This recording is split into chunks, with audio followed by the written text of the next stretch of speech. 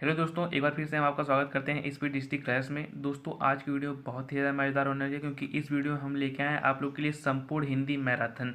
ठीक है, यानी आप लोग कक्षा 10 का अगर रिपोर्ट एग्जाम पेपर देने जा रहे हैं, अगर अब तक आपने कुछ नहीं पढ़ा, ठीक है, इस वीडियो को देखने के बाद आप लोग के बहुत ही नंबर क्लियर हो जाएंगे। बहुत आसानी से आप लोग हिंदी का पेपर दे के आओगे और उसमें आप लोग 95 के ऊपर आप लोग मार्क्स ला सकते हो। ठीक है, तो आपको करना क्या है, सबसे पहले दोस्तों समझ लीजिए। आप कुछ बच्चे क्या करते हैं कि सब पढ़ने के चक्कर में पड़ जाते हैं और उनको कुछ याद होता है और कुछ नहीं होता है और उसको भूल जाते हैं। ठीक है, तो हम बस इस वीडियो में ये बात करने वाले हैं आप लोगों को क्या पढ़ना है, क्या नहीं पढ़ना है, क्या छोड़ना है। अगर आपने अब तक कुछ पढ़ा है, नहीं भी पढ़ा है, तब भी कोई बात नहीं, आप लोग एक दो दिन पहले हिंदी में पढ़ के अच्छा से अच्छा स्कोर कर सकते हैं। बस जो हम बता रहे हैं उसी को फॉलो कर लीजिएगा। ठीक है, तो चलिए आपका स्टार्ट कर लेते हैं दोस्त। जो बच्चे इस वीडियो पर नए हैं, अगर वो हिंदी पूरा पढ़ चुके हैं तो उनका एक बार रिवीजन हो जाएगा। जो नहीं पढ़े हैं तो उनके लिए तो और मज़ेदार वीडियो होने वाली है। अगर दोस्तों हम बता दें, अगर ये वीडियो अगर आप लोग 10-15 मिनट पहले भी देख रहे हैं तो आप लोग कम से कम आप 15-20 नंबर की हेर फेर कर देंगे। यानी आप लोग अपना अगर नंबर कम भी पा रहे हैं, जैसे 70-60 पा रहे हैं, तो आप लोग का नंबर बढ़ जाएगा, कम से कम 85-90 तक क्रॉस कर जाओगे।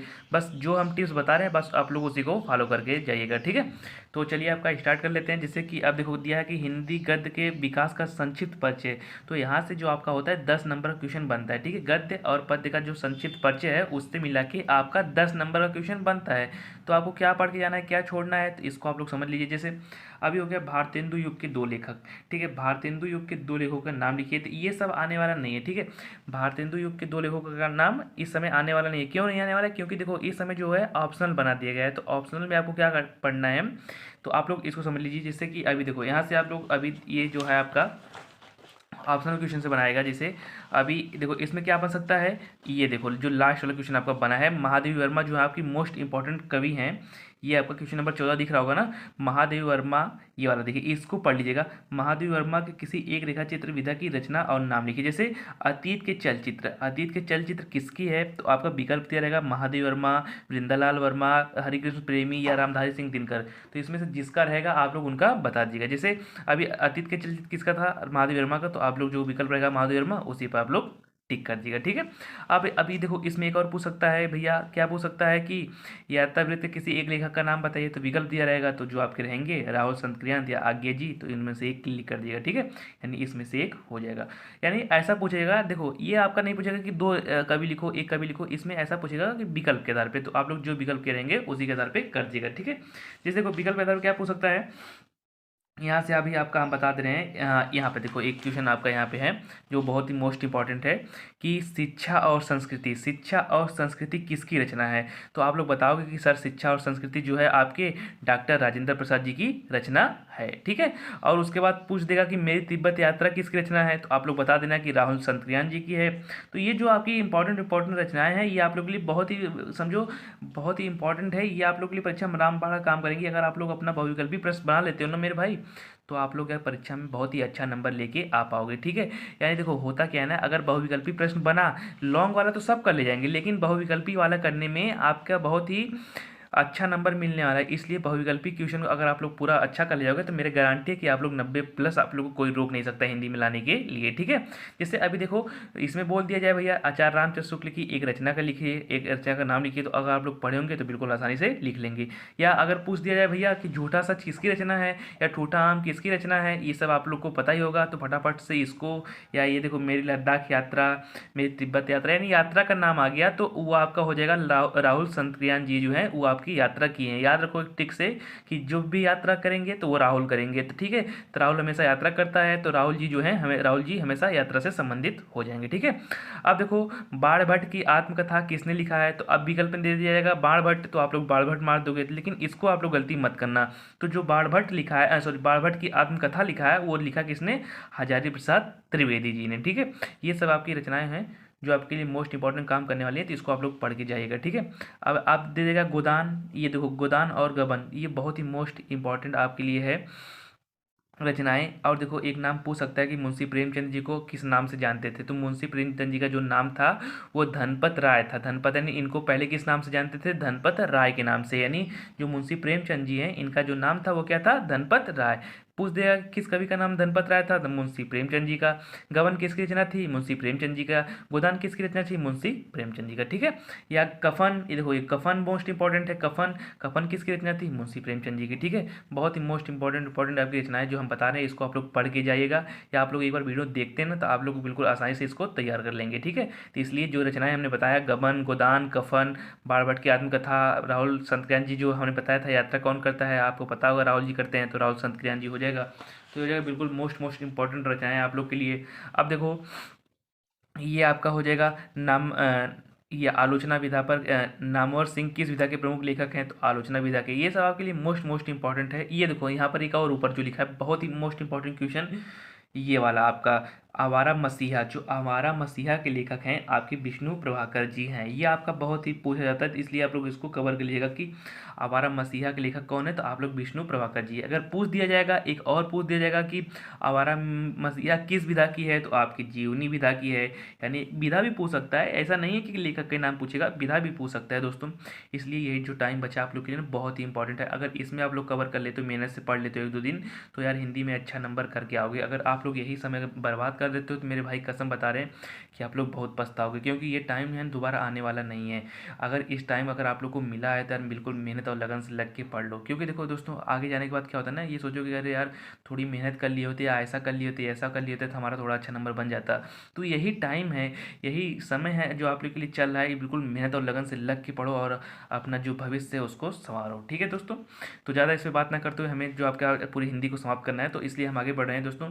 तो चलिए आगे अपना देख लेते हैं गोदान। देखो अभी हमने बताया ना, गोदान आपका बहुत ही मोस्ट इंपॉर्टेंट है। इसको तो आप लोग लिख लीजिए कि गोदान आने वाला है, किसी न किसी सेट में आपको देखने को मिलने वाला है कि गोदान आपको देखने को मिल जाएगा। आप देखो एक यहाँ पर देख लेना शेखर, शेखर भी पढ़ लेना आप लोग। शेखर किसकी रचना है, तो आगे जी की है। ठीक है दोस्तों। देखो क्या होता है ना, अगर आप लोग वीडियो देखते हो, एक बार आप लोग वीडियो को अच्छे से देख लेना। हम कह रहे हैं कि गारंटी आपको दे रहे हैं, और जब आप दूसरी बार देखोगे या आपको कहीं वो क्वेश्चन मिल जाएगा ना, तो आप लोग उसको बिल्कुल आसानी से टिक कर दोगे। क्योंकि देखो एक बार क्या होता है कि आप लोग वीडियो में देखोगे तो आपके माइंड में एक सेट हो जाएगा कि हाँ सर इसको हमने कहीं देखा था, मुझे याद है। शेखर जी आज्ञे से, शेखर किसका था, आज्ञे का। गोदान किसका था, प्रेमचंद का। कफन किसका था, प्रेमचंद का। तो ये आप लोग के माइंड में एक बन जाता है कि हाँ सर हमें याद है, अब हम उसको कर ले जाएंगे। अगर आप लोगों ने कभी देखा नहीं है, पढ़ा नहीं है, तो आप लोग कुछ कर नहीं पाओगे। तो इसलिए इस वीडियो को देख के जाइएगा और अपने सभी दोस्तों के साथ शेयर कर दीजिएगा, आगे वो 1-2 दिन पहले ही देख लेते हैं ताकि उनका अच्छा ही नंबर आ जाए। ठीक है। चलिए दोस्त आगे स्टार्ट कर लेते हैं आपका। अब देखो बहुत ही मोस्ट इंपॉर्टेंट रचना आपका है ये, क्या भूलूं क्या याद करूं। ठीक है। क्या भूलूं क्या याद करूं। ठीक है। और एक और आपको हम बता दें, 1 नवंबर 1984, 1 नवंबर 1984, ये दो रचनाएं जो हैं आपके हैं हरिवंश राय बच्चन जी की। आप हरिवंश राय बच्चन जी ये कहाँ के निवासी थे, इलाहाबाद के, फिर बाद में जाके मुंबई बस गए। तो ये पूछ सकता है कि 1 नवंबर 1984, ये बहुत ही मोस्ट इंपॉर्टेंट रचना हर एग्जाम में देखने को मिलती है। या क्या भूलूं क्या याद करूं, ये दो रचनाएं जो हैं आपको बहुत ही अच्छे नंबर दे के जाने वाली मेरे भाई। इसलिए ये दोनों रचनाएं ना हर साल पूछी जाती है, इसलिए इसको कवर करके जाइएगा। क्या भूलूं क्या याद करूं, और ये किस विधा के है उसको याद कर लीजिएगा। ठीक है। यानी किस विधा की है और इसको किसने लिखा है, इसको आप लोग को बहुत ही मेहनत से पढ़ के जाना है। ठीक है मेरे भाई। और देखो नीचे एक और आपके लिए जो रचना है अर्धनारीश्वर। ठीक है। अर्धनारीश्वर ये रचनाएं जो हैं आपके लिए जो हम बता रहे हैं भैया, इसको आप लोग एक बार कवर कर लीजिएगा। आपसे यही विनती करते हैं कि अगर आप लोग इस वीडियो को देख रहे हैं तो जो रचनाएं हम बता रहे हैं कहीं आप लोग लिख लीजिएगा, नहीं लिखेंगे तो पछताएंगे बाद में, वो आप लोग फिर उसका जिम्मेदार स्वयं आप लोग होंगे। ठीक है। तो ये जो रचनाएं हैं ना भैया, अगर जो लिख लिया जो पढ़ लिया वो आगे चल के अच्छा नंबर लेके आएगा। अगर जो नहीं देख रहा है सिर्फ, तो मेरे भाई उसका नंबर कट जाएगा। ठीक है। चलिए आपका एक और आम बता दें यहाँ पे जो आपका मिल रहा है, एक ठूठा आम, एक मेरी कॉलेज डायरी। ये सब जो रचनाएं मेरे भाई, देखो हम क्या करते हैं ना, हम आपको सब नहीं बताएंगे, सब नहीं पढ़ना है। आपको जो इंपॉर्टेंट है, जो आपको परीक्षा में मिलेगा, हम सिर्फ उसी पे बात करने वाले हैं। ठीक है। तो इसलिए दोस्तों जो हम रचनाएं बता रहे हैं उसको आप लोग छोड़ेंगे नहीं, आप लोग बिल्कुल मेहनत और लगन से इसको पढ़ के जाएंगे। ठीक है। तो ठूठा आम, मेरी कॉलेज डायरी, ये दोनों आपको पढ़ के जाना है। जैसे भगवती चरण उपाध्याय तो और धीरेन्द्र वर्मा जी, धीरेन्द्र वर्मा जी के है कॉलेज डायरी, और इनके है ठूठा आम, भगवत उपाध्याय जी के। अभी हमने क्या बताया, यात्रा, यात्रा कौन करता है, राहुल जी। तो मेरी यूरोप यात्रा, यात्रा कौन किया है, राहुल जी।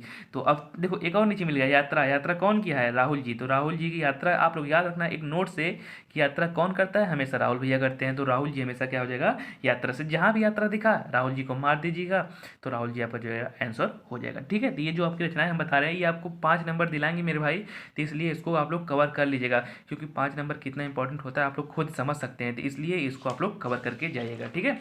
चलिए आपका एक और बता देते हैं इधर से। अगला आपका देख लेते हैं, ये देखिए सूरज का सातवां घोड़ा, सूरज का सातवां घोड़ा धर्मवीर भारती जी हैं, इसको भी आप लोग कवर कर लेंगे। सूरज का सातवां घोड़ा, मेरी आत्मकथा, मेरी आत्मकथा किसकी है, डॉक्टर राजेंद्र प्रसाद जी, इसको भी आप लोग कवर कर लेंगे।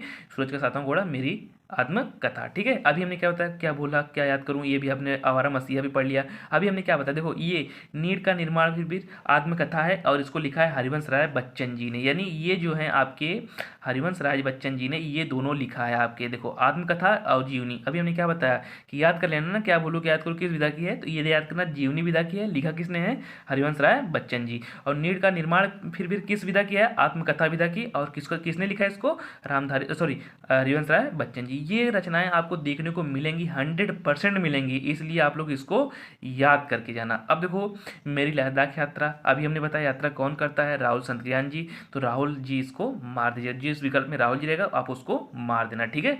फटाफट इसको कवर कर लेना। अब चलिए ज़्यादा समय ना लेते हुए हम आपका अगला चलते हैं, त्रिवेणी। देखो त्रिवेणी, आपका त्रिवेणी, अर्धनारीश्वर, ये सब रचनाएं जो हम बता रहे हैं ना बहुत ही मोस्ट इंपॉर्टेंट आप लोग के लिए हैं, तो इसलिए आप लोग इसको एकदम कवर करके जाना। अब देखो कलम के सिपाही कहाँ गया, कलम के सिपाही ये है आपका, ठीक है, ये सब आप लोग कवर करके जाना। अब देखो हाँ एक और, मेरी असफलताएं, मेरी असफलताएं, कंकाल आपको पता होगा जयशंकर प्रसाद जी, और बाण भट्ट की आत्मकथा हमने बताया अभी, जय हरिचंद्र जी, और जंजीरें और दीवारें, ये सब आपकी जो रचनाएं हैं बहुत ही कह सकते हैं एक बार बहुत ही अच्छा नंबर आपको देके जाएंगी। आपका 10 में से 10 सही करना है, तो ये सब जितना हम बता रहे हैं एक भी आपको छोड़ना नहीं है, सब आपको करके आना है मेरे भाई, क्योंकि आज हिंदी का संपूर्ण मैराथन है। एक बार फिर से हम आपसे बताना चाहते हैं, हिंदी का संपूर्ण मैराथन, हम जो बताएंगे उसके बाहर से आपको कुछ देखने को मिलेगा नहीं। बस दोस्तों आपको क्या करना है, वीडियो को शेयर कर देना है ताकि आपके जितने भी दोस्त हैं वो भी हिंदी में अच्छा स्कोर करके आएँ। इतनी मेहनत आप लोग के लिए हो रही है, तो दोस्तों बस आप लोग से इतनी ही गुजारिश है कि वीडियो को शेयर कर दीजिएगा ताकि आपके जितने भी दोस्त हैं वो भी इस वीडियो का लाभ उठा सके, ठीक है। देखो वीडियो बनाने का पर्पज़ ये होता है ना कि जितने भी दोस्त हैं उनको हम कम समय में अच्छा से अच्छा कंटेंट उपलब्ध कर सके, ताकि वो वो यूपी बोर्ड एग्जाम में अच्छा से अच्छा स्कोर करके आएँ। ये नहीं है कि वीडियो से हमें ये करना है वो करना है, वीडियो को फैलाना है, बस वीडियो को मेरा बनाने का पर्पज़ यही होता है कि मेरे प्यारे साथी हैं, जितने भी मेरे प्यारे दोस्त हैं वो सब वीडियो में परीक्षा में अच्छा से अच्छा स्कोर करके आए। देखो होता क्या है ना, जब हमने पढ़ाई किया था तो हम भी सोचते थे यार कहीं से कोई बता दे हमको, या हमें बता दे क्या पढ़ के जाना है, क्या हम कैसे करें, क्योंकि इस सब सिचुएशन से हम गुजर चुके हैं, इसलिए ताकि जितने भी हमारे साथी हैं उन जानते हैं कि हाँ उनको मन में ये डाउट रहता है ये क्वेश्चन कैसे होगा, ये क्या करना होगा, कि हमें कैसे लिखना होगा, क्या क्या पढ़ के जाएं, ये सब डाउट रहता है। तो उसी डाउट को दूर करने के लिए बस मेरा वीडियो बनाने का यही पर्पज था, ठीक है दोस्तों। तो चलिए जो बातें थी वो होती रहेंगी। आपका अगला क्वेश्चन देखते हैं। बस पर ये बात याद रखना दोस्तों, जो हम बता रहे हैं उसको आप लोग छोड़ना नहीं, उसको आप लोग कवर करके जाना, क्योंकि ये वीडियो आप लोग के लिए बहुत ही इंपॉर्टेंट होने वाला है। बहुत ही मेहनत से ये वीडियो बना रहे हैं, इसलिए आप लोग इस वीडियो को पूरा देखिए और वीडियो का जो है आप लोग लाभ ले सकिए, ठीक है।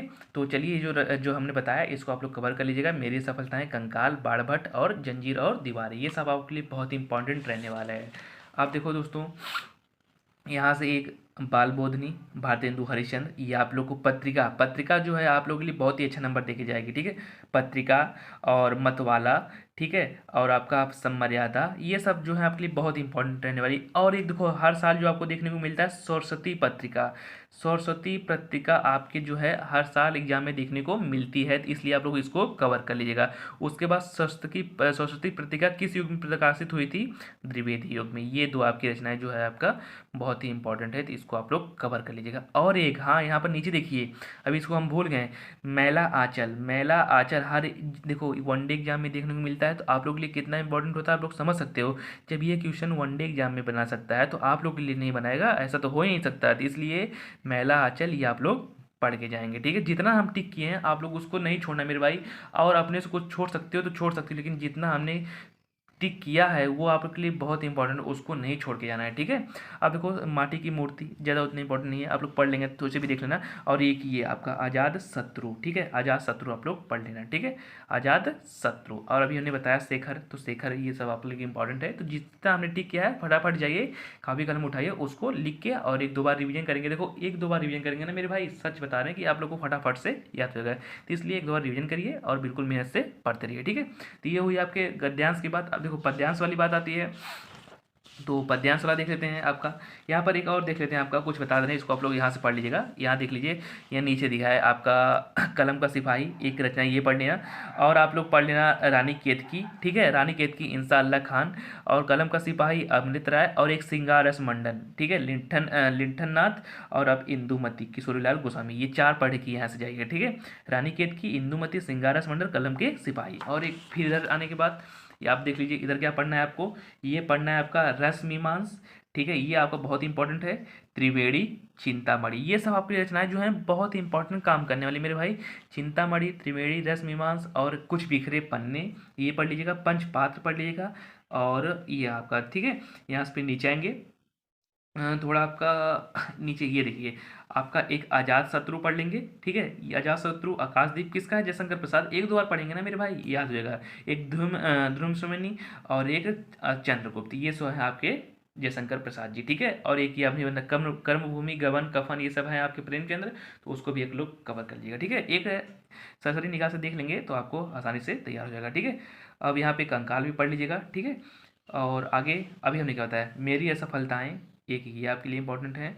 और पढ़ लीजिएगा शिक्षा और संस्कृति, जयशंकर प्रसाद जी हैं, ठीक है। गांधी जी की देन, जयशंकर प्रसाद जी हैं। बाण भट्ट की आत्मकथा, हजारी प्रसाद त्रिवेदी जी, सॉरी हजारी प्रसाद त्रिवेदी जी हैं। द्विवेदी युग की रचनाएं जो हैं आप लोग के लिए, ये आप लोग के लिए बहुत इंपॉर्टेंट काम करने वाली हैं, ठीक है। तो इस लोग आप लोग इसको कवर कर लीजिए जाएगा। और देखिए यहाँ पर एक और बता दें आप लोग के लिए, दो तीन रचनाएं इधर हैं। क्या भूलूं क्या याद करूं, अभी हमने आपको बताया ही है। क्या भूलूं क्या याद करूं, नीर का निर्माण, फिर एक दो यहाँ से पढ़ लीजिएगा, ठीक है। और एक यहाँ बर्फ की गुड़िया पढ़ लीजिएगा। बर्फ की गुड़िया जयशंकर भारती जी हैं, जयशंकर भारती जी, बर्फ की गुड़िया। और नीचे पढ़ लेंगे, थोड़ा अच्छा रहेगा, ये पढ़ लीजिएगा शेखर एक जीवनी, अज्ञे जी हैं, अभी हमने बता के गया है इधर पीछे, ठीक है। और एक सन्यासी पढ़ लीजिएगा, इलाचंद्र जोशी, एक आषाढ़ के दिन, मोहन राकेश, आषाढ़ के दिन और सन्यासी इलाचंद्र जोशी जी, ये सब आपके लिए बहुत ही इंपॉर्टेंट होने वाली। एक ऊपर देख लीजिएगा, यहाँ पर है ठूठा आम, ठीक है, ठूठा आम आपका भगवती चरण उपाध्याय, ठीक है। और तो कुछ ज़्यादा इंपॉर्टेंट रहने वाला नहीं है इधर से। एक और ये अतीत के चलचित्र, महादेव वर्मा, ठीक है, अतीत के चलचित्र यहाँ से पढ़ लीजिएगा, ठीक है। और उसके बाद आपका आता है अगला, देख लेते हैं इधर से, मेरी यूरोप यात्रा। हमने बताया यात्रा कौन करता है, ठीक है, ये यात्रा कौन करता है, राहुल जी करते हैं, ठीक है। और तो आपका झांसी की रानी एक पढ़ लीजिएगा, सुभद्रा कुमारी चौहान, आप लोग को पता ही होगा। एक महिला आंचल, फाड़ेश्वर रेणु, ठीक है। और एक ये एक इंपॉर्टेंट है जो आप लोग के लिए, परीक्षा गुरु, श्रीनिवासन दास, ठीक है, परीक्षा गुरु। बस इतना ही आपको पढ़ के जाना है और कुछ नहीं। एक बार आप लोग सरसरी निगाह से देखेंगे वीडियो को ना, तब भी आप लोग को याद हो जाएगा, ठीक है। तो इसलिए आप लोग इसको कवर कर लीजिएगा किसी भी कीमत पे। चलिए दोस्तों, अब आगे अगला स्टार्ट कर लेते हैं। यहाँ से गद्य का तो बात हो गई, अब यहाँ पर बात चलती है पद की। गद्य से 10 नंबर, सॉरी गद्य से 5 नंबर, पद से 5 नंबर, मिला के 10 नंबर, 10 नंबर ग्रामर से मिला के आपके हो जाएंगे 20 नंबर। तो ये 20 नंबर हमें आपको दिला के रहना है, और साथ ही संपूर्ण मैराथन में बता के जाना है कौन सा आपको किस चीज़ की आपको जीवन परिचय पढ़ के जाना है, यानी किस लेखक के जीवन परिचय पढ़ के जाना है, ताकि आपको परीक्षा में मिल जाए, और कौन पाठ से कितना पढ़ के जाना है, ठीक है। तो चलिए दोस्त, आपका स्टार्ट कर लेते हैं अगला, पद्य वाला। पद्य वाला में क्या पढ़ना है आपको, जैसे यहाँ पर देखो, पद्य वाले में कवि का नाम हम डायरेक्टली बता दे रहे हैं, यहाँ पे आपको पढ़ना क्या, रचनाएं मोस्ट इंपॉर्टेंट रचनाएं हैं, और फालतू आपको कुछ पढ़ना नहीं है, ठीक है, फालतू मत पढ़िएगा। एक ये साहित्य लहरी, सूरदास जी, ठीक है, साहित्य लहरी। एक प्रेम वाटिका, प्रेम वाटिका, रसखान जी। और एक आपका कवि प्रिया, केशव प्रसाद, ठीक है। कवि प्रिया, रसिक प्रिया, यानी प्रिया लगा तो दास, यानी कवि प्रिया, रवि प्रिया, ये सब आपके कौन है, केशव दास से। साहित्य लहरी, सूरदास जी, प्रेम वाटिका, रसखान, ये सब आपके लिए इंपॉर्टेंट रचनाएं हैं, तो आप लोग इसको कवर कर लीजिएगा। कौन कौन, प्रेम वाटिका, साहित्य लहरी और कवि प्रिया, ये सब आपके लिए बहुत ही इंपॉर्टेंट रचनाएं होने वाली हैं। और साथ ही साथ देख लेते हैं यहाँ से आपका एक जयद्रथ वध, ठीक है, जयद्रथ वध, ये बहुत ही इंपॉर्टेंट जो आपके कवि हैं, मैथिली शरण गुप्त जी, जयद्रथ वध। और एक पंचवटी, ये सब आपका भारत भारती, ये बहुत ही इंपॉर्टेंट रचना है। मैथिली शरण गुप्त से आपकी एक रचनाएं रहने वाली हैं, क्योंकि मैथिली शरण गुप्त जी हैं आपकी बहुत ही खतरनाक कवि जी, आप कह सकते हो एक बार। साकेत, मैथिली शरण गुप्त जी, प्रिय प्रवास, हरि अयोध्या जी, यानी 1 2 3 4 5, ये आपके 5। और एक झरना, आंसू, ठीक है, चितंबरा, 3 रचनाएं इधर से। कौन कौन, आप लोग एक बार सही साथ देखिए, इधर से एक प्रिय प्रवास कौन है, हरिऔध जी। साकेत, जयद्रथ, भारत भारती, पंचवटी, ये सब किसके हैं? आपके इनका मैथिली शरण गुप्त जी का। झरना जयशंकर प्रसाद, आंसू जयशंकर प्रसाद, चिदम्बरा आपके हरे सुमित्रानंद पंत। और एक ये पढ़ लीजिएगा, बूढ़ा चांद सुमित्रानंद पंत। ये है आपके लिए बहुत ही इंपॉर्टेंट रचनाएं होने वाली हैं, इसको आप लोग पढ़ के जाएंगे। ठीक है, और नीचे यहाँ पर देख लेंगे, यहाँ पर हिम तरंगिणी। ठीक है, हिम तरंगिणी क्यों इंपॉर्टेंट है? क्योंकि इसके लिए इनको व्यास सम्मान मिला था। ठीक है, व्यास सम्मान 1954 में जब इसकी स्टार्टिंग हुई थी तब इनको मिला था हिम तरंगिणी, क्योंकि ये इंपॉर्टेंट रचनाएं हैं। ये सब, ये आप देखो, ये सब रचनाएं क्या काम करती हैं ना, जो आपके वनडे एग्जाम होती हैं उसके लिए काम करती हैं। तो इसलिए हिम तरंगिणी जो ऊपर बताएं, देखो, एक उर्वशी रामधारी सिंह दिनकर जी को जो सम्मान मिला था, ठीक है, और एक रेणुका रामधारी सिंह दिनकर जी का। ठीक है, ये सब आपकी बहुत ही इंपॉर्टेंट रचनाएं होने वाली हैं। और देखो इधर ऊपर एक अनामिका है, तो अनामिका भी आपके लिए निराला जी की। तो जितनी हम रचनाएं बता रहे हैं ना, आप लोग इसके अंदर से देखने को मिलेगा, बाहर से कुछ नहीं मिलेगा देखने के लिए।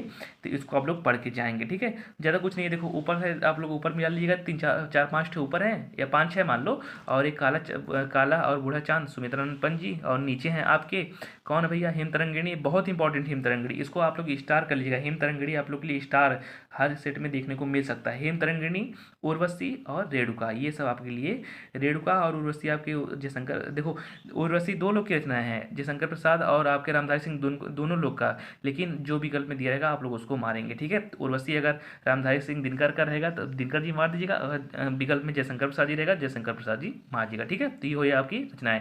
यहाँ से आपके 4 5 क्वेश्चन देखने को मिल जाएंगे। तो इसलिए जितनी रचनाएं हमने बताया उसको आप लोग छोड़ेंगे नहीं, एक इसको पढ़ लीजिएगा, आंगन के पार द्वार आज्ञा जी, ये भी आपका इंपॉर्टेंट है। ठीक है, 8 10 रचनाएं हमने इसमें बताया, 10 15 उसमें। अगर आप लोग एक बार रिवीजन करोगे ना तो आप लोग को बिल्कुल आसानी से याद हो जाएगा। ठीक है, तो इसके लिए रिवीजन के साथ आप लोग इसको बिल्कुल मेहनत से पढ़ लीजिएगा। ठीक है, ये हिंदी का बिल्कुल रामबाण वाली क्लासेस है भैया। इसको अगर आप लोग पूरा देख के जाते हो ना तो मेरे भाई, हिंदी में आप लोग एक क्वेश्चन छोड़ के नहीं आओगे, आप लोग लिखते जाओगे, आपके टाइम कम पड़ जाएगी लिखते हुए, लेकिन आप लोग एक क्वेश्चन को छोड़ के नहीं आ पाओगे। ठीक है, तो इसलिए वीडियो को पूरा देखिए। और वीडियो पसंद आए दोस्तों, वीडियो को शेयर कर दीजिए। शेयर करने में कुछ ज़्यादा तो नहीं है, तो बस अपने दोस्तों के साथ शेयर कर दीजिए ताकि वो भी अपने वीडियो से अच्छा स्कोर कर सकें। चलिए साथी, अब आ जाते हैं आपके गद्य संकलन पर। ठीक है, गद्य संकलन में आपको कौन सा पार्ट पढ़े जाना है और कौन सा नहीं पढ़े जाना है। ठीक है, तो देखो भैया, होता क्या है ना, आपके पास रहेंगे 5 से 6 पार्ट, या 6 पार्ट मान लो, तो 6 पार्ट में से आपको 6 पार्ट नहीं पढ़ के जाना है, आप लोग को कम से कम 3 पार्ट पढ़ के जाना है। ठीक है, 3 पार्ट, उससे ज़्यादा आपको पढ़ने से कोई मतलब ही नहीं निकलेगा, फालतू आपका टाइम बर्बाद होगा। और इस टाइम तो आपके पास टाइम भी नहीं होगा, क्योंकि आपको बहुत ही चीज़ पढ़ना होता है। ठीक है, तो इसलिए 3 पार्ट से ऊपर मेरा ये सजेशन है, मतलब 3 पार्ट से ऊपर मत पढ़िएगा। ठीक है, 3 पार्ट के अंदर आपको देखने को मिल जाएंगे, तो इसलिए आप लोग बस ये 3 पार्ट, बस 3 पार्ट को आपको कवर करना है। जैसे पहला पार्ट हो गया मित्रता।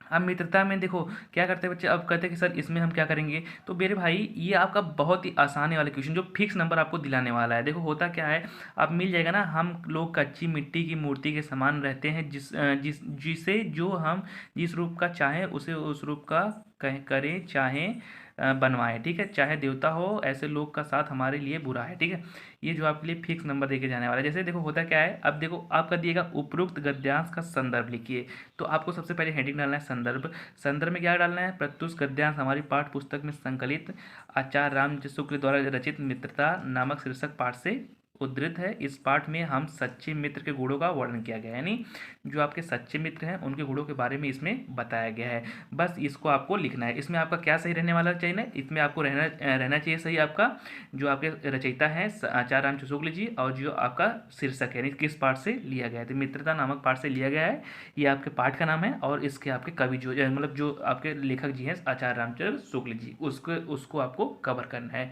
ठीक है, तो संदर्भ आपका सही रहेगा। यहाँ से आपको ये फिक्स नंबर दिलाएंगे, आपके 2 नंबर यहाँ से फिक्स आएंगे संदर्भ से। नंबर 2 रहता है कि रेखांकित अंश की व्याख्या कीजिए। तो रेखांकित अंश की व्याख्या आपको करना है। व्याख्या मतलब आपको एक अपने सच्चे मित्र की भांति, यानी जो आपका एक मित्र है उसके बारे में आपको वर्णन करना है दोस्तों। तो आपका जो एक सच्चा मित्र होगा उसके बारे में, ये नहीं कि जो हमें पाठ से पढ़े हैं पाठे के बारे में लिखें, आपने अपने मन से भी, आपको कुछ तो आता होगा यार, अपने दोस्त के बारे में तो कुछ बना के लिख सकते हो। जैसे अब हम लोग कच्ची मिट्टी के हैं, तो लेखक कहता है कि जो हमारे समाज में जो दोस्त है हमारा साथ देते हैं, हर चाहे बुरा मतलब चाहे आपकी स्थिति कैसी भी हो, जाए बुरी हो जाए अच्छी हो, उसमें आपका जो दोस्त है वो हमेशा साथ देता है। तो आपको अपने दोस्त के बारे में बना होना कि तो आप लोग लिख ही सकते हो, नहीं लिख सकते हो 2-4 लाइन बनाओ, 2-4 लाइन इसमें से उतारो यार, हो जाएगा, कन्फर्म आप लोग कर ले जाओगे। बस आपको क्या करना है, आपको थोड़ा सा बनाना आना चाहिए। अब नहीं आ रहा है तो फिर भी कोई बात नहीं, इसी को उतार दो अच्छी हैंड राइटिंग में, कोई पढ़ने नहीं जाएगा, बस इसी को अच्छी हैंड राइटिंग में उतार दो। आपका 2 नंबर लेके जाओ यार, 2 नंबर में कितना बड़ा लिखोगे, इतना बड़ा खुद पैराग्राफ दिया है, 2 नंबर उसी में से छांट के लिख दो, पूरा नंबर मिल जाएगा। जब नहीं आ रहा है तब, अगर आ रहा है आपको बनाना अपने दोस्त के बारे में तो आप लोग बना के लिख सकते हो, तो बना के लिखोगे थोड़ा अच्छा नंबर मिलेगा। नहीं लिखना आ रहा है तब भी कोई बात नहीं, झोंक दो इसी में से, तब भी नंबर अच्छा मिल जाएगा। ठीक है, तो चलिए साथी अगला देख लेते हैं, तीसरा क्वेश्चन, हमें कैसे लोगों के साथ कैसे लोगों के साथ करना बुरा है, ठीक है, या हमें किन लोगों के साथ रहना नहीं चाहिए, यानी किन लोगों के साथ हमें रहना नहीं चाहिए। तो यहाँ पर बताया गया कि हमें उन लोगों के साथ बुरा रहा है जो हमारी बात के ऊपर रखते हैं, क्योंकि इस दशा में न तो हमारे पर कोई दबाव रहता है और न ही हमारा सहारा रहता है। यानी हमें ऐसे लोगों के साथ नहीं रहना चाहिए जो हमारी बात को केवल एकदम ऊपर रखते हैं, ऊपर रखेंगे तो ना आपका कोई प्रभाव पड़ेगा, ना आपको कोई सहारा होगा। तो इसलिए हमें ऐसे लोगों के साथ नहीं रहना चाहिए। तो आप लोग अगर छांटना चाहो तो यहाँ से छाट के ऐसे लोगों के छाट, यहाँ से यहाँ तक छाट सकते हो बिल्कुल आसानी से ना। ठीक है, तो ये आपका संदर्भ में बता दिया हमने क्या लिखा है, आपको व्याख्या आपको कैसे करनी है बता दिया। और जो तीसरा क्वेश्चन रहेगा ना वो आपका ऊपर में से ही लिखना होता है। तो ऊपर वाला जो आपका छाट लेना, ऐसे लोग, तो लोग यहाँ पर मिल जाएगा आपको, यहाँ से छाटने के बाद यहाँ तक आप बिल्कुल आसानी से लिख पाओगे। क्योंकि हिंदी का ये आपका जो ऐसा क्वेश्चन है जो आपका फिक्स है बिल्कुल कि यहाँ से आएगा और आप बिल्कुल आसानी से कर जाओगे। आपको ये बात याद रखना है कि पाठ का नाम क्या है, मित्रता, बस ये याद रखना है, मित्रता, और आपके लेखक शुक्ल जी, आचार्य राम शुक्ल जी। ये आपका संदर्भ में 2 नंबर दिलाएगा। देखो मित्रता पाठ आचार्य राम शुक्ल जी, यही देखेंगे। देखो 2 नंबर काहे दिया है, देखो 2 नंबर इसलिए दिया है, 1 नंबर आपके इस पे है मित्रता, जो आपका पाठ का नाम है मित्रता, 1 नंबर इसका पाठ देखेगा, दूसरा नंबर लेखक जी शुक्ल जी, यानी 2 नंबर यहाँ से आपका देखेगा। ठीक है, तो और व्याख्या हमने बताया है, आप लोग व्याख्या को उतार सकते हो, चाहे अगर आ रहा है तो कर सकते हो। और जो तीसरा क्वेश्चन है वो आप लोग को मिल जाएगा। तो इसमें आपको क्या याद रखना है, सिंपल सा समझो, हमें लेखक और पाठ का नाम याद रखना है। ये पहला पार्ट हो गया, यही काम हमें दूसरे पार्ट में करना है। जैसे अब दूसरा पार्ट आपका हो गया ममता, ममता को याद रखना है, लिखा किसने है, जयशंकर प्रसाद। अब देखो जैसे किसी को हमने पढ़ रहे हैं, कोई पैराग्राफ उसमें मिल जाता है, जैसे अभी मित्रता वाला पार्ट है तो कहीं पैराग्राफ में मित्र के बारे में आ जाएगा, ममता वाला है कहीं पाठ में ममता के बारे में आ जाएगा। तो इसलिए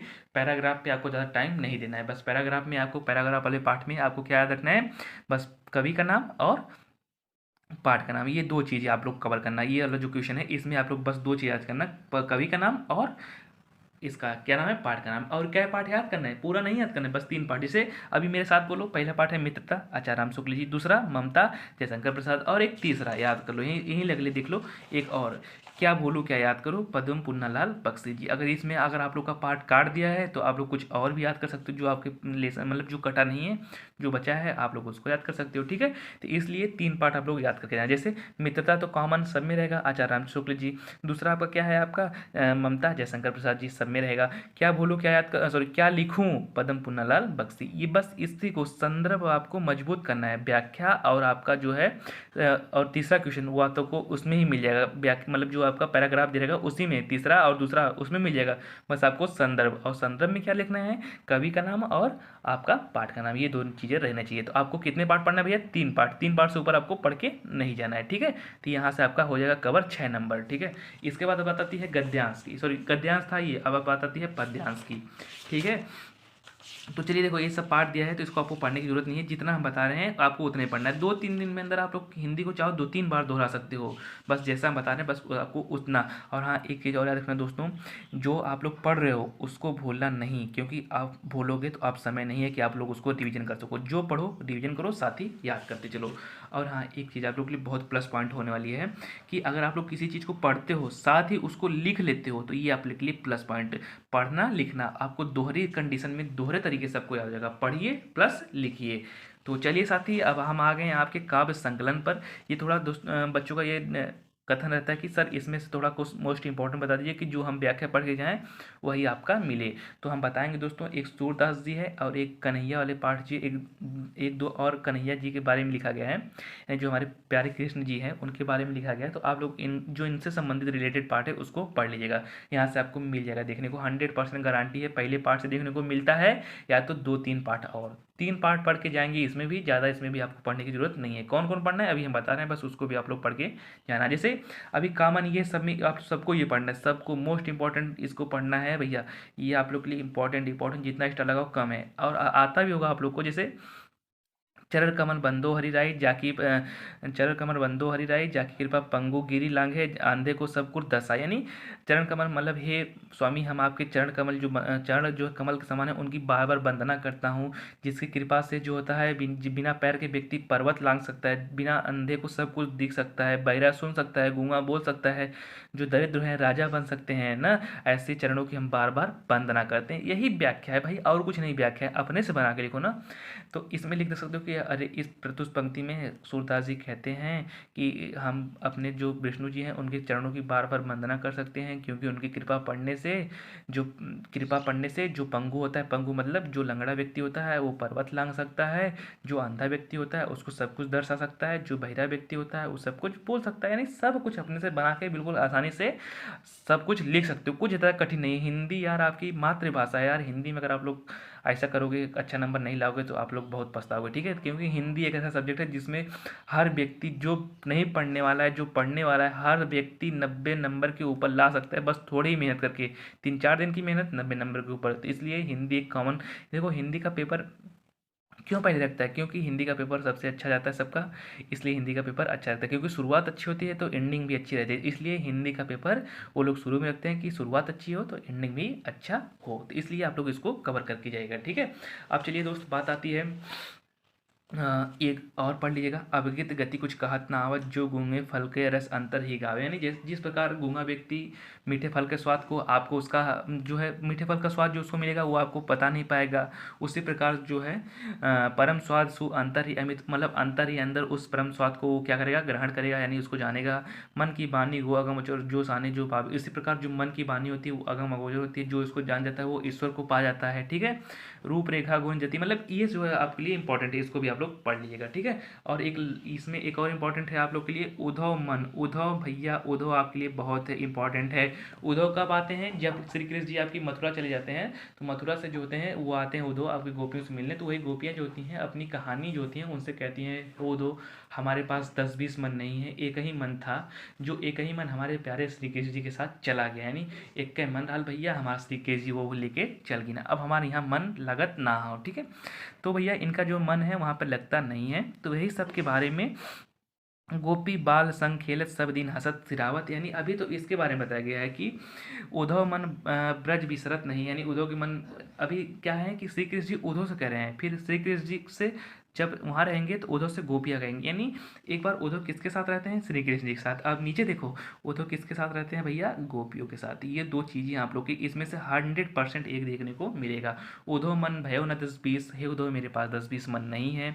और एक है उद्धव मन ब्रज विसरत नहीं, उद्धव मुझे ब्रज में अच्छा नहीं लग रहा है, यानी मथुरा में आके मुझे अच्छा नहीं लग रहा है, मुझे वृंदावन की वो गोकुल की उपवन संगन कुंज की छाँव, जो लताओं की छाए में जहाँ कृष्ण जी बैठ के बांसुरी बजाते थे, वो उनको याद आ रहा है। तो वो सब आपके लिए बहुत ही इंपॉर्टेंट रहने वाला है, ठीक है। माखन रोटी दही सजा, मेरी मैया जो है माखन रोटी दही सजा के मुझे लाती थी और अपने प्यारे हाथों से बड़े चाव से मुझे खिलाती थी। तो ये सब आपके लिए बहुत ही इंपॉर्टेंट देखने को मिलेगा।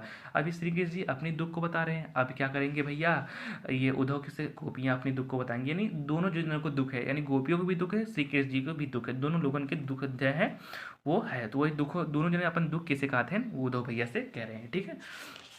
तो चलिए भैया यहाँ से आप लोग पढ़ लेना, एक और आप लोग पढ़ लेना यहाँ से, एक लास्ट वाला जो है आपका ये वाला इंपॉर्टेंट पहला पार्ट आप लोगों को पढ़ना है, 3 ही पढ़ना है आपको, 3-4 पैराग्राफ बिल्कुल अच्छे से। निर्गुण कौन देश के वासी, मधुवर कही समझाए जो तेसी बोझ हसीना ते हंसी। यानी आप किस देश से आए हैं, कहाँ रहते हैं, हम आपसे हंसी मजाक नहीं कर रहे हैं, बिल्कुल सीरियस होकर पूछ रहे हैं, आप सही सही बता दीजिए। आपकी माता कौन है, पिता कौन है, आप करते क्या, ये सब के बारे में गोपियाँ जो है उद्धव जी से पूछ रही हैं। तो एक बार पढ़ेंगे ना तो बिल्कुल आसानी से आपको याद हो जाएगा। ये आप 3 हैं जो बहुत ही इंपॉर्टेंट आपके लिए रहने वाले हैं, तो इसको आप लोग बिल्कुल आसानी से कवर कर लेंगे, ठीक है। इसके बाद आपको क्या पढ़ना है उसको समझ लीजिए, ठीक है। इधर से आपको कुछ इंपॉर्टेंट नहीं है, और आपका जो इंपॉर्टेंट रहने वाला भैया वो हम बता दें, आपका अगला ये रहने वाला है यहाँ से इस पार्ट से। हाँ, ये अभी हमने क्या बताया था, ये वाला ये पढ़ लीजिएगा। यहाँ से मानुष, जिसे हमने क्या था, इसमें भी श्री कृष्ण जी के बारे में वर्णन किया गया, लेकिन इसमें कौन कर रहा है, रसखान जी। उसमें कौन कर रहे थे, आपके कबीरदास जी। ठीक है, रसखान को कौन लिखा है भैया, सवैये जी। सवैये को कौन लिखा है, रसखान जी। ठीक है, मनुष्य हो तो वही रसखान, बजो गोकुल के गांव ग्वारन के बीच। यानी रसखान जी अपन कथा सुनावत हैं, का कहते हैं भैया, सुनिए ध्यान से, कहत काहन मनुष्य हो, अगर हे भगवान अगर आप हमें मनुष्य बनावत है तो बसों ब्रज गोकुल सॉरी, मनुष्य हो तो वही रसखान, यानी रसखान जी मनुष्य हैं तो बतावत हैं बसों ब्रज गोकुल गांव के ग्वारन ग्वारन के बीच, यानी गाय के जो ग्वारन है, ग्वाल जो है, उनके बीच बसना चाहता है।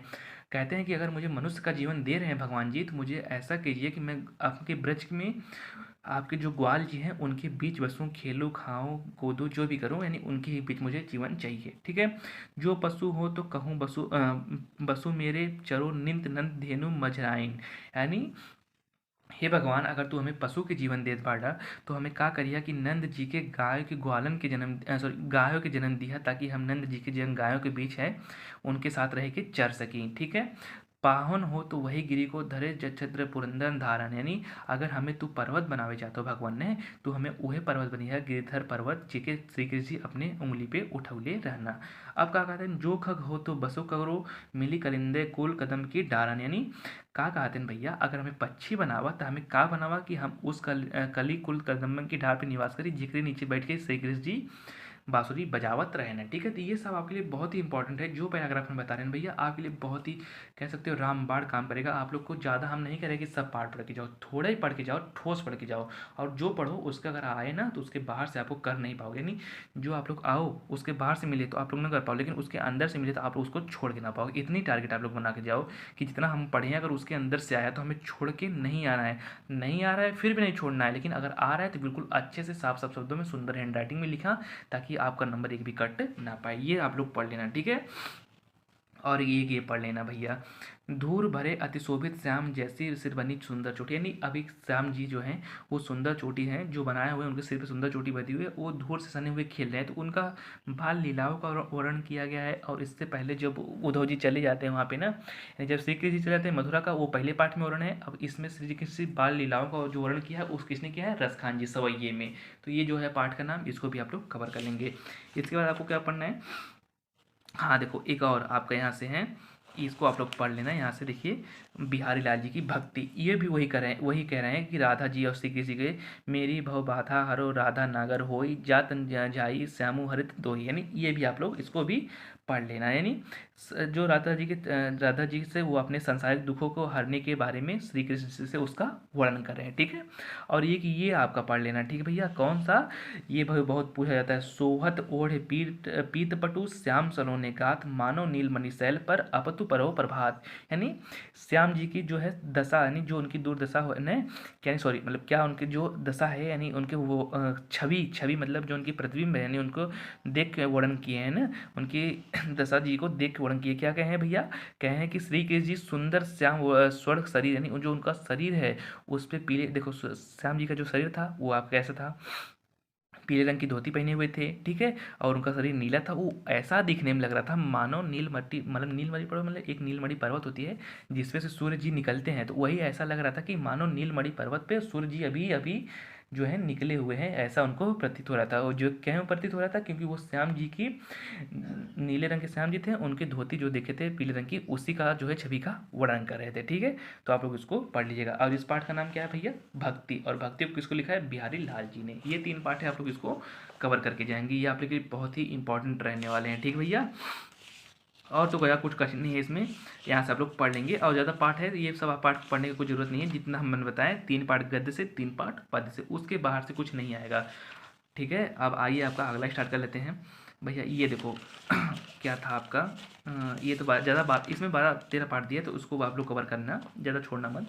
यार देखो, आपको जीवन परिचय पढ़ना है। जीवन परिचय आपको क्या पढ़ना है, इनका तो भैया हर साल पूछा था, आचार्य रामचंद्र शुक्ल जी का जीवन परिचय और रचनाएं, ये लिख देंगे, आपका नंबर मिल जाएगा। तो ये आप लोग कवर कर लेना, लेखकों के जीवन परिचय और रचनाएं। किसका, आचार्य रामचंद्र शुक्ल जी, एक इनका याद करना, एक 1984 वाला जो है, और एक इनका याद करना जयशंकर प्रसाद 2, और एक तीसरा नंबर जो हम बता रहे हैं डॉक्टर राजेंद्र प्रसाद। ये 3 रचनाएं आप लोग को पढ़ना है। किसका किसका भैया, आचार्य रामचंद्र शुक्ल जी, जयशंकर प्रसाद और आपके डॉक्टर राजेंद्र प्रसाद। 3 से ऊपर हम पढ़ने की कुछ नहीं कहेंगे, क्योंकि 3 में से हमें पता है, हमने कई बार बच्चों को बताया भी है कि हाँ साथी ये पढ़ के जाओ, उनको मिला भी है, इसलिए हम कई अपने एक्सपीरियंस के आधार पर बता रहे हैं दोस्तों। ये 3 चीज़ें आप लोग पढ़ के जाओ। देखो हम ज़्यादा इसलिए नहीं बता रहे हैं क्योंकि आपके पास समय नहीं है, आप लोग अपने समय की बचत आप लोग की करना चाहते हैं, इसलिए हम बता रहे हैं बस 3 पढ़ के जाओ। ऐसा नहीं है कि 3 में से अंदर से बाहर से कुछ आएगा, 3 के अंदर से आएगा, और आप लोग अपना समय बचाना सीखो, क्योंकि जो मोस्ट इंपॉर्टेंट क्वेश्चन है बस उसको पढ़ के जाओ। ये नहीं कि फालतू पढ़ के जाएँ और वो आया नहीं, उसमें हमने फालतू का समय दिया। देखो होता क्या है ना, कभी कभी हम लोग जब एग्ज़ाम की तैयारी करते हैं तो एग्ज़ाम में पढ़ते पढ़ते बहुत चीज़ पढ़ लेते हैं, बहुत जीके जीएस हिस्ट्री, बहुत ही पॉलिटिक्स, जितना भी होता है बहुत सब कुछ पढ़ लेते हैं, लेकिन आता क्या है वो एग्जामिनर अपने मन से पूछता है, कुछ घुमा के पूछ देता है। लेकिन इसमें जो होता है ये फिक्स रहता है कि चाराम शुक्ल जी, जयशंकर प्रसाद जी, राजेंद्र प्रसाद जी, इनके बाहर से आपका कुछ देखने को नहीं मिलेगा, इसमें से आपको मिलेगा। अगर ऐसा रहता है कि हाँ रचनाएं बस एक ने को लिखने को देता तो आप लोग नहीं कर पाते। इसमें 3 लोग को बोला है कि 3 में से आएगा, 3 में से 1 लिखने को मिलेगा, तो ये 3 पढ़ लेंगे, इस 3 में से आप लोग को उन तीनों में से एक ना एक मिल जाएगा। तो इसलिए आचार्य रामचंद्र शुक्ल जी, जयशंकर प्रसाद जी, और एक जो नीचे आपके हैं डॉक्टर राजेंद्र प्रसाद जी, इन सबको आप लोग पढ़ के जाएंगे, ठीक है। और आपका इसमें जो कवियों पढ़ना है, एक सूरदास जी का, ठीक है, एक सूरदास जी, एक तुलसीदास जी, ये 2 सूरदास जी और तुलसीदास जी, ये 2 बहुत इंपॉर्टेंट है भैया, इसको आप लोग पढ़ के जाएंगे। एक सूरदास जी, एक तुलसीदास जी, एक रसखान, ये तीनों आपको पढ़ के जाना है। इनकी रचनाएं, इनके जीवन परिचय, कौन कौन, सूरदास, तुलसीदास और रसखान जी, आप लोग को पढ़ के जाना भैया। 3 चीज़ें बार बार कह रहे हैं, हिंदी का आज संपूर्ण रिवीजन है, इसलिए वीडियो में बने रहिएगा दोस्तों। वीडियो को छोड़ के जाने की कोशिश मत कीजिएगा, क्योंकि अगर आप लोग अच्छा स्कोर चाहते हो, कम समय में अच्छा स्कोर चाहते हो, तो यार वीडियो आप लोग के लिए बस बनाए हैं, ताकि जितने भी मेरे प्यारे साथी जो हमसे जुड़े हैं वो यूपी बोर्ड एग्जाम में अच्छा से अच्छा स्कोर करके आए, ठीक है। बस आप लोग से एक ही विनती है दोस्त, अगर वीडियो पसंद आए तो वीडियो को लाइक कर देना। अगर हाँ लगे कि सर अच्छा कुछ क्वेश्चन बता रहे हैं या सर का बताया हुआ पेपर में आएगा, तो आप लोग वीडियो को लाइक कर देना और अपने दोस्तों के साथ शेयर कर देना, ठीक है। बस इतना काम करना, वीडियो को लाइक कर देना और अपने दोस्तों के साथ शेयर कर देना, ठीक है। बाकी और अपना काम तो हम कर ही रहे हैं, बस आप लोग को दोहराते रहना है, ठीक है। चलिए आपको ज़्यादा कुछ पढ़ना नहीं है, अब आप आ जाती है यहाँ पर। देखो यहाँ से आपका एक क्वेश्चन तो रहने वाला है, ये वाराणसी जो आपका पार्ट है, वाराणसी से आपका रहने वाला, हर साल देखने को मिलता है, हर साल देखने को मिलता है वाराणसी वाला पार्ट। तो वाराणसी वाले जितने भी हैं, जैसे वाराणसी सुविख्यात प्राचीन नगरी, वाराणसी एक बहुत ही सुविख्यात प्राचीन नगरी है, ये गंगा नदी के किनारे स्थित है। इसके जो है चारों ओर एक मतलब यहाँ से बहुत दूर दूर इसको देखने को आते हैं। इसके चारों ओर चंद्रिका जो चांदनी लगी हुई है, ये फैली हुई है, ये सब बना के लिखेंगे ना तब भी आ जाएगा। नहीं आ रहा है तो कुछ भी याद है आपके मन में वाराणसी के बारे में बना के लिख देंगे, तब भी आपका नंबर मिल जाएगा। बस सब मिला जाके एक चीज़ करना मेरे दोस्तों, आपसे यही निवेदन है, एक चीज़ करना, कभी भी क्वेश्चन को छोड़ के मत आना। अगर आप लोग क्वेश्चन को छोड़ के आओगे तो आपको नंबर नहीं मिलेंगे। तो मेरा सबसे आप लोग से यही निवेदन है, अगर आप लोग वीडियो देख रहे हो तो आप लोग क्वेश्चन को छोड़ के मत आना। अगर नहीं आ रहा है फिर भी लिखो, कुछ भी लिखो, पर लिखो, लिख के आना है और अच्छी सुंदर हैंड राइटिंग में लिख के आना है, ठीक है। चलिए आपका हुआ ये वाला, और यहाँ से आप लोग पढ़ लेंगे एक तो अनुक्ति विलासिक। देखो होता क्या क्या, कौन कौन सा क्वेश्चन पूछा जाता है। एक नीर विच्छे विवेक हंसल, यानी यदि मतलब बताया गया कि हे हंस, अगर तुम दूध पानी को अलग करने में आलस्य करोगे तो इस दुनिया में कोई और अपना मर्यादा का पालन नहीं करेगा, इसके बारे में बताएगा। अब एक और है रे रे चातक के बारे में, रे रे चातक मतलब कि चातक तुम क्षण भर मेरी बात सुनो, उसके बारे में बताया गया है, ठीक है। अब इसको पढ़ लेंगे। यहाँ से 2 चीज़ें आप लोग पढ़ना है, यहाँ से नीर का नीर नीर विवेक हंसालस से, और रे रे चातक, 2 क्वेश्चन आपका ये बहुत इंपॉर्टेंट रहने वाला है, तो इसको पढ़ लेना। भाई देखो हम जितना बता रहे हैं ना साथी, उसके बाहर से आपको कुछ देखने को नहीं मिलेगा। अगर देखने को मिलेगा तब आके कमेंट करके बताना कि सर हाँ आपने बताया था उसके बाहर से कुछ आएगा, क्योंकि बाहर से कुछ नहीं आएगा। क्योंकि यार हम जानते हैं ना, हर यहाँ हम 10 कम से कम हम बता दें, हमारा जो है हमें इंटर पास किया कम से कम आपका हो गया 8 से 10 साल, तब से देख रहे हैं कम से कम किस प्रकार से बोर्ड पर आपका पेपर बना रहे हैं, कैसा आपका पेपर का लेवल रहता है। ज़्यादा कठिन नहीं रहता है, कठिन रखेगा तो उसका मतलब क्या निकलेगा, कठिन तो ज़्यादा क्वेश्चन करेगा नहीं, आसान ही करेगा। इसलिए वीडियो में आप लोग बने रहिएगा, ठीक है। और वीडियो को एकदम अच्छे से देख के जाएगा और बिल्कुल पेपर को उड़ा के आएगा एकदम आसानी से, ठीक है। इतना पढ़ लेंगे आप लोग बिल्कुल आसानी से। इसके बाद बात आती है आप लोग के यहाँ पर वीर वीर पूछते हैं, यहाँ पर एक आप लोग इसको भी पढ़ लेंगे, थोड़ा अच्छा रहेगा। यहाँ से एक आप लोग यहाँ से 3 ही पार्ट बताएंगे, ज़्यादा पढ़ना कुछ लोग बोलेंगे नहीं, बस यहाँ से ये 3 आप लोग कवर कर लेना, ठीक है। ये 3 आप लोग पढ़ लेंगे। 3 पढ़ने के बाद आपकी जो बात आती है ना भैया, बात आती है आप लोग की यहाँ पर देखेंगे एक और चीज़ें, भारतीय संस्कृत से आप लोग चाहें तो पढ़ लेंगे, नहीं चाहेंगे तो आप लोग को जो पीछे पढ़े हैं वहाँ से मिल जाएगा, ठीक है। तो अब आइए देखो यहाँ पर क्या होता है ना, हाँ एक और ये पार्ट आपका इंपॉर्टेंट हम भूल गए भैया, ध्यान से इसको पढ़ के जाइएगा। जीवन सूत्राणी, जीवन सूत्राणी के बारे में आपको बताया गया। माता गुरुत्व भूमि, यानी एक देखो यहाँ पर माता गुरुत्व भूमि खाते, ये आप लोग इसको पढ़ लीजिएगा। एक ये पढ़ लीजिएगा मित्र के बारे में, ठीक है। और आप बस ये दो चीज़ें आप लोग पढ़ के जाएंगे। एक ऊपर वाला साथे प्रसव मित्र भार्य गृहते सत्य, यानी इसके बारे में सब पढ़ लेंगे। विदेश में रहने वाला का मित्र कौन, उसका साथी कौन, क्या है, ये सब उसको कवर कर लीजिएगा, ठीक है। उसके बाद आप लोग देखो जब इसको पढ़ लेंगे ना एकदम अच्छे से, तो आप लोग जब उसको अच्छे से पढ़ लेंगे तो ये आप लोग को देखो यहाँ से जो आपका क्वेश्चन आंसर बनेगा, इसका क्वेश्चन आंसर बिल्कुल आसानी से आप लोग कर सकते हो, ठीक है। क्वेश्चन आंसर आप लोग बिल्कुल आसानी से कर सकते हो। यहाँ देखो एक चीज़ और भूल गए हम, ये आप लोग को संस्कृत में से निर्धारित पाठों को कंठस्थ श्लोक, यानी एक श्लोक आप लोग को सबको पता होगा, तो एक श्लोक कोई भी आप लोग याद कर लेना, उसको आप लोग लिख के आना। जो प्रश्न पत्र में ना आया उसी को लिखना, यानी जो प्रश्न पत्र में आएगा उसको लिखोगे तो नंबर कट जाएगा, उससे कोई फायदा नहीं होगा।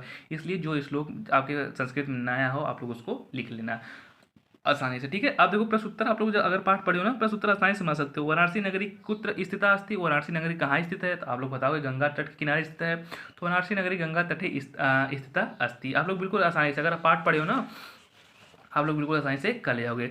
आप देखो अलचंद्र के बारे में पढ़े हो, तो अलचंद्र एवं राजे आसित, एक बार अगर नहीं पढ़े हो ना तो आप लोग इसको कवर कर लेना, देख लेना। बस मेरा भाई आपसे ही निवेदन है, आप लोग देख लेना, आप लोग को बिल्कुल आसानी से याद हो जाएगा, तो इसलिए आप लोग इसको देख के जाना, ठीक है।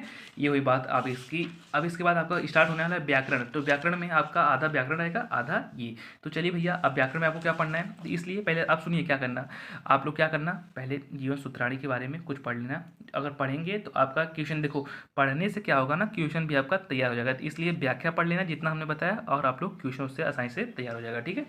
चलिए आपका आता है रस अलंकार के बारे में, यहाँ से आपका शुरू होता है व्याकरण। व्याकरण अभी 10 मिनट के अंदर आपका खत्म कर देते हैं और बिल्कुल आसानी से आपको अपना नंबर ले लेंगे, ठीक है। तो करुण रस, करुण मतलब किसी दुख, मतलब जहाँ दुख हो गया उसको देख कर हमारे हृदय में जो अस्थायी नामक शोक भाव उत्पन्न होता है, वहाँ पे करुण रस। अगर देखो पहले क्या होता था ना, विकल्प में के आधार पर नहीं आता था, तो करुण रस आपको लिखना पड़ता था। अब क्या होगा ना, विकल्प बना दिएगा कि विकल्प में आपको छांटना है। तो आप लोग देखना, जैसे देखो सुनो क्या पढ़ना आप लोग, इसी को पढ़ना। जैसे अभी हम इसको पढ़ रहे हैं, जंग पंख बिग पनु अति दीना मनु बिन भर करगन हीना, यानी ऐसा पढ़ो जिसको देखने पर आप लोग को दुख लगे। जैसे देखो यहाँ पर, हाँ वृद्धा अतुल धन, हाँ वृद्धा के सहारे, हाँ पहाड़ों के परम प्रिय, हाँ मेरे दुलारे, जिसको देख के हमें आपको दुख शोक लगे कि हाँ सर इसको देख के हमारे हृदय में एक शोक उत्पन्न हो रहा है, तो वहाँ पे करुण रस, तो विकल्प मार देना करुण रस। और एक चीज़, करुण का अस्थायी भाव याद रखना, करुण का अस्थायी भाव होता है आपका शोक, ठीक है। और एक होता है हास्य रस, हास्य का अस्थायी भाव होता है हंसी, आप लोग इसको पढ़ लेना, ठीक है।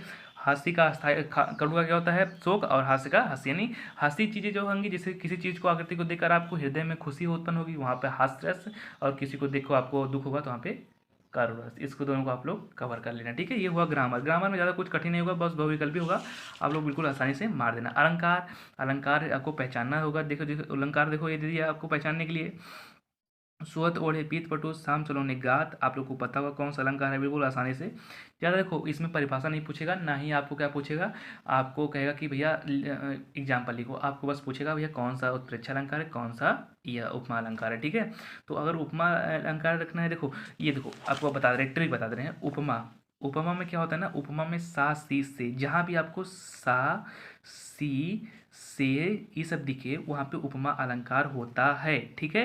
जैसे देख लो यहाँ पर, अब समान, ठीक है, शशि, ये सब सा सी में दिख रहा है ना, वहाँ पर कौन सा अलंकार हो जाएगा, उपमा अलंकार। और एक चीज़ और देख लो यहाँ पर, रूपक, रूपक का एक चीज याद रखना, रूपक, रूपक में क्या होता है भैया ना, रूपक में योजक चिन्ह, इसको क्या बोलते हैं, योजक चिन्ह। जिस पंक्ति में योजक चिन्ह लगा वहाँ पर क्या हो जाएगा, रूपक अलंकार। तो ये आपका कौन सा अलंकार हो जाएगा भैया, रूपक अलंकार। और देखो इसमें उत्प्रेक्षा में, उत्प्रेक्षा में होता है मनु मानो जन्हु जानो, इसको याद रखना, मनु, मनु मानव और जन्हु, या ये सब जो अगर आ गया तो आपका कौन सा अलंकार हो जाएगा, उत्प्रेक्षा अलंकार। अब आप लोग देख सकते हो कि जहाँ स की आवृत्ति हुई सा सी से, सा सी से उपमा अलंकार, जहाँ योजक चिन्ह हुआ वहाँ रूपक अलंकार। याद रखना रूपक अलंकार जहाँ योजक चिन्ह हुआ, जैसे देखो अभी इसमें तो कहीं योजक चिन्ह लगा नहीं है, तो यहाँ से रूपक तो होएगा नहीं, सा सी से लगेगा, तो आपका सा सी से लगेगा तो कौन सा अलंकार होगा भैया, उपमा अलंकार होगा, उपमा अलंकार। अगर ये भी नहीं लग रहा है, मनु मानो जन्हु जानो लग रहा है, तो कौन सा अलंकार होगा, उत्प्रेक्षा अलंकार। बिल्कुल आसानी से आप लोग चाहो तो इसको इसको बता सकते हो। ठीक है, तो ये होगा आपका अलंकार की बात है ना। ठीक है, ध्यान सुनना। उपमा में क्या होगा, मनु मानो जनहु जानो। ठीक है, और रूपक में योजक चिन्ह, और उत्प्रेक्षा में मनु मानो जनहु जानो। सॉरी, ये गलती हो गई आपकी, सॉरी। क्या था आपका, उपमा में सा सी से रूपक में योजक चिन्ह, और आपका जो है उत्प्रेक्षा में मनु मानो और जनहु जानो। ये सब आप लोग पढ़ लेना, बिल्कुल आसानी से आप लोग कर पाओगे। ठीक है, ये देखो इसमें क्या पूछा जाता है, अगर पूछा जाएगा रोला छंद, रोला छंद की परिभाषा, ये नहीं पूछेगा रोला छंद की परिभाषा, ये पूछ सकता है कि रोला कौन सा सममात्रिक छंद है, तो आप लोग बताओगे रोला सममात्रिक छंद है। रोला कितने चरण होते हैं, रोला के 4 चरण होते हैं। रोला के प्रत्येक चरण में कितनी मात्राएं होती हैं, 24 मात्राएं होती हैं। ठीक है, और ये देखो 11 और 13 मात्राएं भी यति होती हैं। 11 11 13 मात्रा पे अति यति मतलब समाप्ति होती है। ठीक है, आप लोग इसको पढ़ लेना है। ठीक है, ये हुई रोला की बात। अगर सोठा में पूछेगा तो सोठा में पूछ सकता है कि सोठा क्या होता है, ये दोहे का उल्टा रूप होता है। सोठा कितने चरण होते हैं, 4 चरण। पहले तीसरे में कितने होते हैं, 11 11, इसको पढ़ लेना 11 11।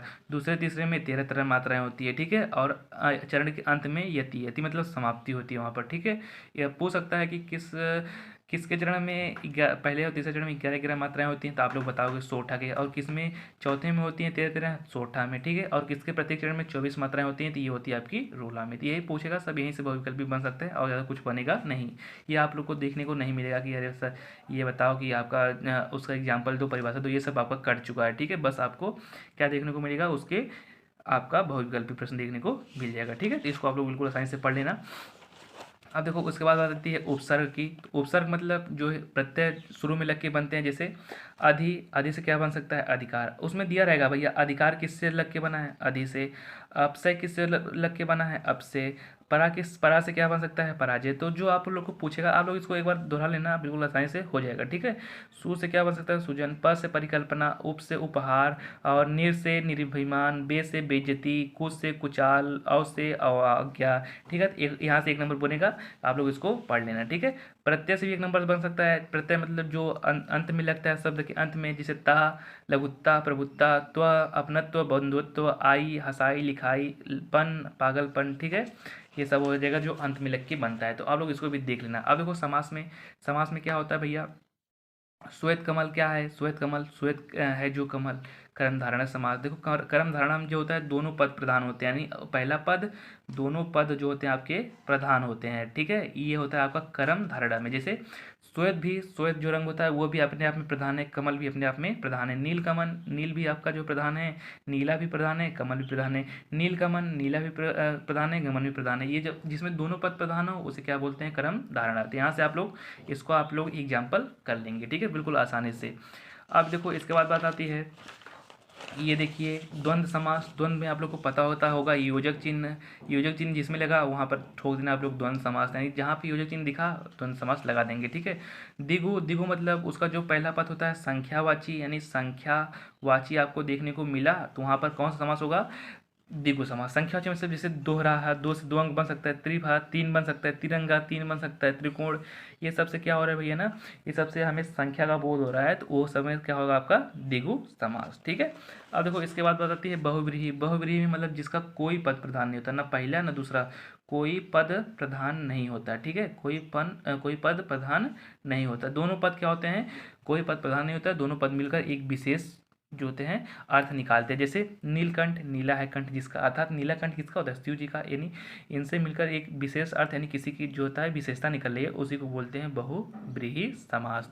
तो बहुव्रीहि कर्म धारणा में आपको थोड़ा कन्फ्यूजन होगा, तो इसलिए बहुव्रीहि आप लोग पढ़ लेना। ठीक है, बहुव्रीहि और कर्म धारण समास आप लोग पर देख लेना, आसानी से आप लोग को क्लियर हो जाएगा। नहीं, जिसके दोनों पद प्रधान कर्म धारणा, जिसका कोई पद प्रधान नहीं बहुव्रीहि। ठीक है, यानी कोई विशेष अर्थ दे, जैसे गजानन जिसके यानी गणेश जी, ये सब हो जाएंगे आपके बहुव्रीहि के अंतर्गत। ठीक है, अब पर्यायवाची में आप लोग पढ़ लेना।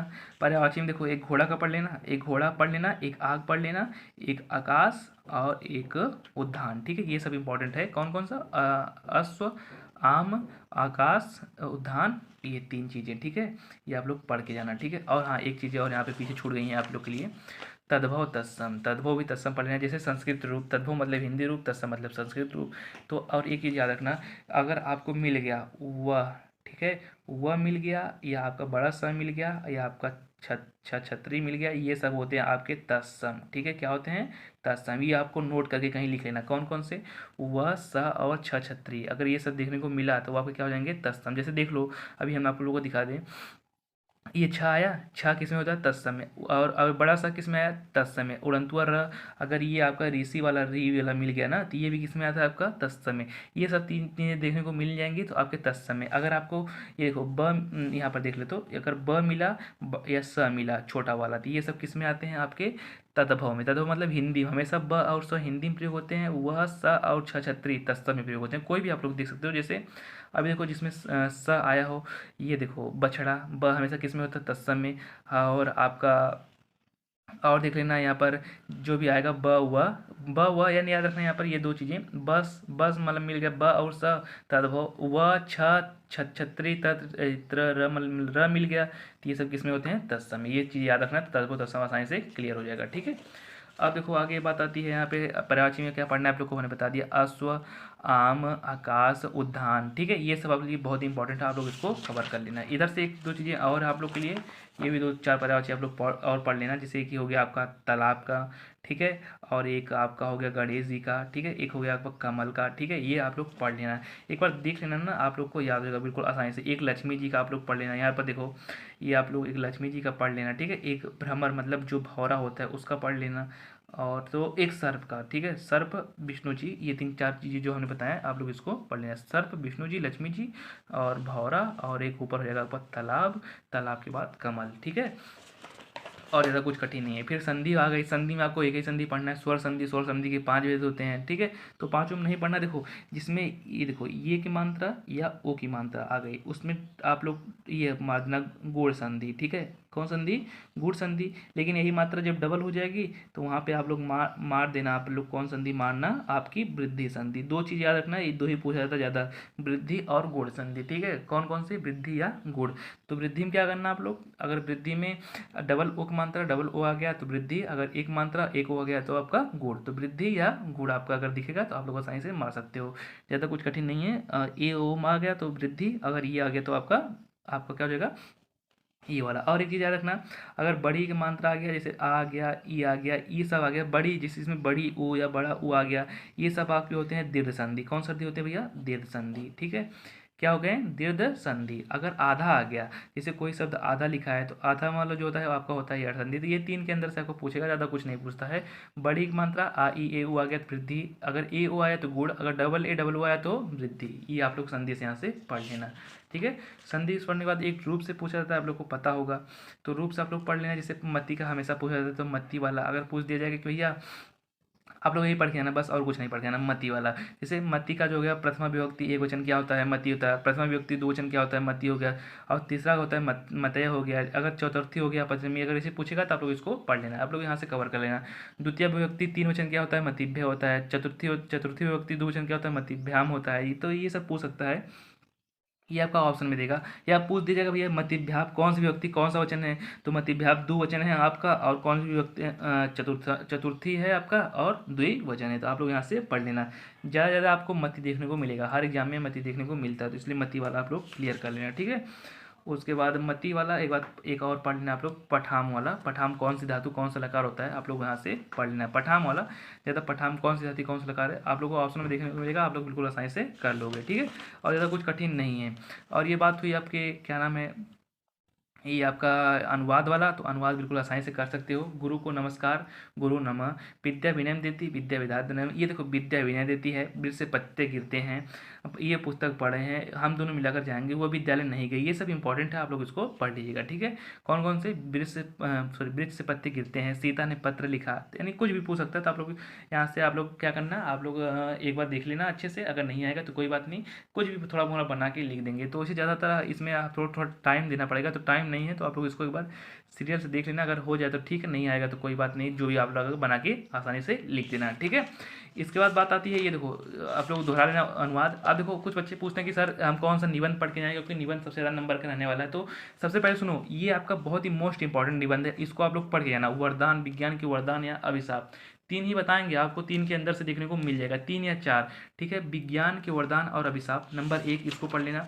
हाँ, और इसको पढ़ने से एक और चीज़ आप लोग याद रखना, कभी भी किसी चीज़ को लिखना हेडिंग बना के, प्रस्तावना, विज्ञान की देन, हानियाँ, लाभ, उपहास या उपहार जो भी रहेगा आपके उसके बारे में लिख लेना बिल्कुल आसानी से। किसी भी, हम देखो बार बार ये कहेंगे, अगर आप लोग हिंदी में अच्छा नंबर चाहते हो तो हेडिंग वाइज लिखोगे तो अच्छा नंबर मिलेगा, कापी भी भरेगी अच्छा नंबर भी मिलेगा। इसलिए हेडिंग पे ज़्यादा ध्यान देना है, ठीक है दोस्त, हेडिंग पे आपको ज़्यादा ध्यान देना है, ठीक है।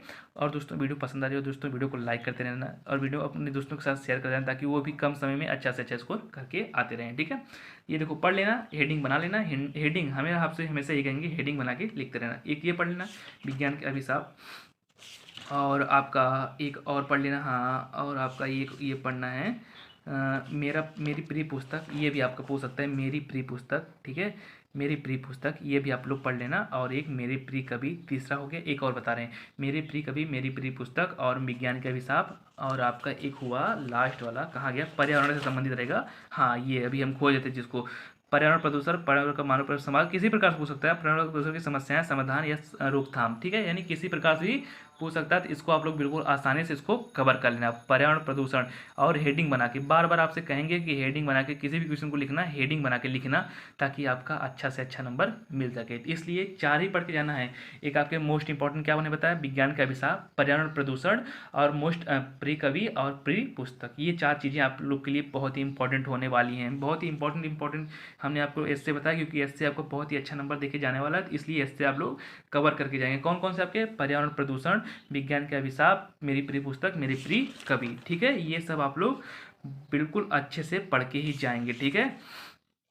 और या तो चाहो तो अगर आप लोग और करना चाहो तो 5 वाला, अगर 5 आपका आता है तो एक पढ़ लेना, और अच्छा अगर रहेगा आप लोग को और अच्छा करना चाहते हो तो देश प्रेम पढ़ लेना। बस यही 5 आप लोग पढ़ के जाना, इसके बाहर से आपको कुछ देखने को नहीं मिलेगा, क्योंकि अच्छा नंबर यहाँ से मिलता है आपका किससे भैया, एससे से। तो एससे आप लोग 5 पढ़ के जाना है, 5 पढ़ के जाना, प्लस आप लोग एक चीज़ और, हेडिंग बना के लिख के आना। आप लोग को बहुत ही मेरी गारंटी है कि आप लोग हिंदी में 90 नंबर लेके आ सकते हो बिल्कुल आसानी से। मुझे आप लोगों पर विश्वास है, आप लोग मेहनत करके 2-3 दिन में अंदर आप लोग 90 नंबर लेके आ सकते हो, ठीक है दोस्त।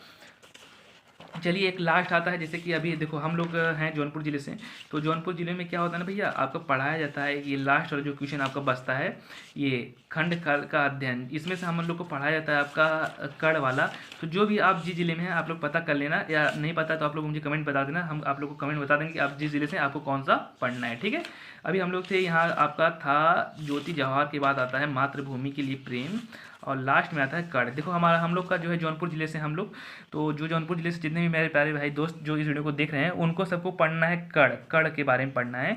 तो कड़ खंड का वाला पढ़ना है। और जो भी अलग अलग ज़िलों से, आप लोग को पता है कि यूपी में 75 ज़िले हैं, तो 75 ज़िले में सभी बच्चे अलग अलग ज़िले से होते हैं, तो उन सबको क्या करना है, अपना अलग से पता कर लेना। नहीं पता करना तो आप लोग को मुझे कमेंट बॉक्स में बता देना, हम अलग से आप लोग को बता देंगे, ठीक है। चलिए दोस्त, आज जो भी जौनपुर जिले से हैं उनको क्या करना है, कड़ खंड काव्य को पढ़ना है, ठीक है। जैसे अभी आपने क्या देखा होगा, महाभारत देखा होगा, उसमें एक जो थी पांडवों की माता थी, उनको जो होता है सूर्य जी के देवता से एक पुत्र की प्राप्ति होती है, लेकिन लोक लालच भय के कारण उन्होंने उसको नदी में बहा दिया। फिर जो होते बाद में एक सूत्र पुत्र जो होता है, मतलब एक सूत्र व्यक्ति होता है जो उनको ले जाकर अपने पालन पोषण करता है, बाद में उनका नाम पड़ता है सूतपुत्र सूतपुत्र कर्ण, ठीक है। अब कर्ण का जीवन परिचय पूछ सकता है, तो कर्ण के बारे में आप लोग लिखना है कि बहुत ही दानशाली था, दानवीर था, ये अपने किसी अपने बहुत, हाँ, मित्रता, कर्ण जो बहुत अपने मित्रता का बहुत ही पक्का था, अपनी दोस्ती का भी बहुत ही अच्छे से निभाता था, ठीक है। तो ये सब आप कर्ण के बारे में बना के लिख देंगे। तो प्रथम द्वितीय स्वर्ग में बांटा गया है, तो आप लोग पढ़ लेना बिल्कुल आसानी से।